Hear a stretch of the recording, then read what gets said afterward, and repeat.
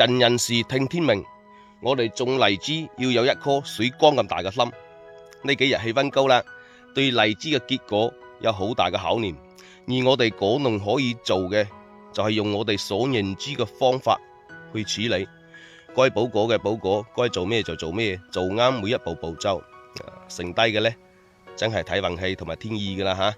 好多粉絲問我點樣先可以補果，今日係23號，我下晝就會補果嘅。而今同大家分享一下點樣先可以補果，就好似呢張圖片咁啊，就可以補果啦。呢張圖片呢係依家喺呢度拍嘅，拍落來俾大家睇得清楚啲。你可以點收藏視頻，根據你果園嘅實際情況去補果。好似呢張圖片咁，冇花謝花黑絲就可以補果啦。如果你個果樹少嘅，咁咪見到一棵補一棵咯。如果你係大果園，都全然8、9成冇花謝啦，再去補果。冇理你用乜嘢方法補果，冇理你用乜嘢補果數，都建議100斤水加30到40毫升嘅10%嘅稀酵素。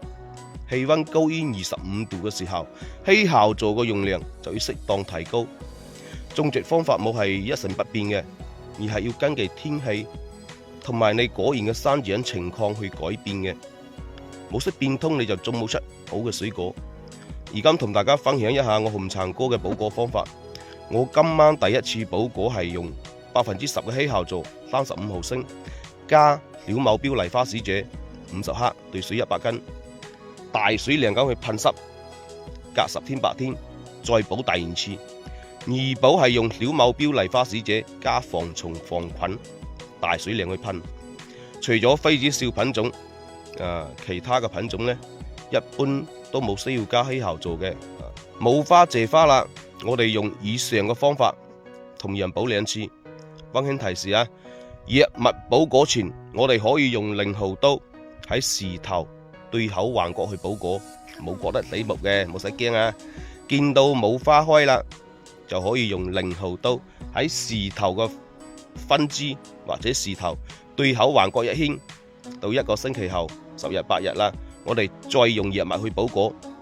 橫角係適合所有品種嘅，冇覺得相似嘅，冇使怕嘅吓。以上呢都係僅供參考啊！麗花使者一包係兌水1000斤嘅。未備好嘅朋友就要揸緊時間備好啊！再有要認準包裝，唔好買錯啊！山寨好多嘅，祝大家合家安康。